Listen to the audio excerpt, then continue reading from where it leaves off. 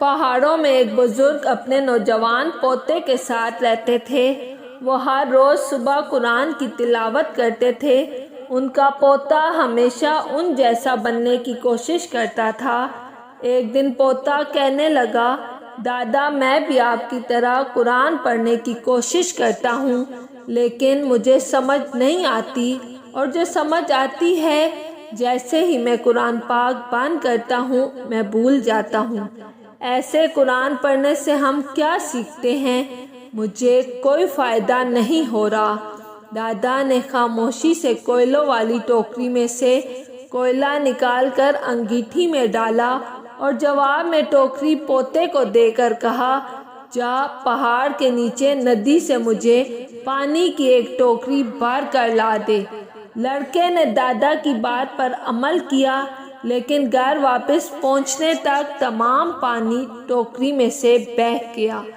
دادا مسکرایا اور کہا، تم اس دفعہ اور زیادہ تیز قدم اٹھانا اور جلدی کرنا، اور اس کو واپس بھیج دیا۔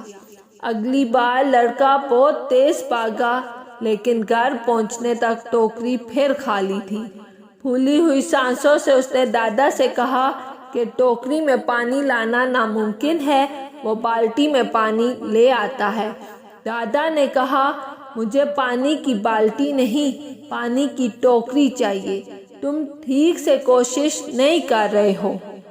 اور اسے پھر سے نیچے بھیج کر دروازے میں کھڑا ہو کر دیکھنے لگا کہ وہ کتنی کوشش کرتا ہے۔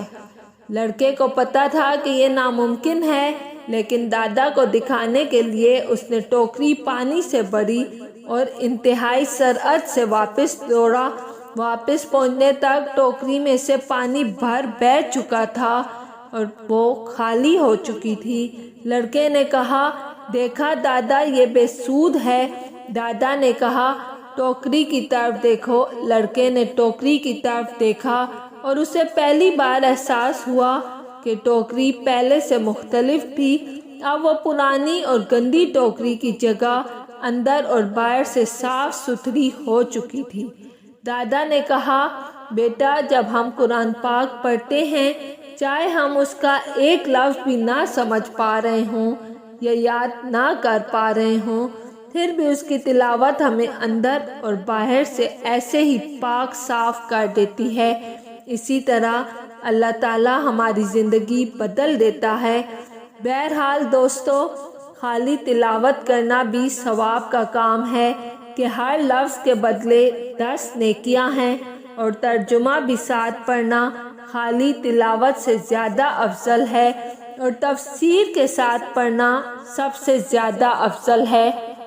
اگر آپ کو میری ویڈیو پسند آئی ہے تو لائک اور سبسکرائب لازمی کیجیے گا۔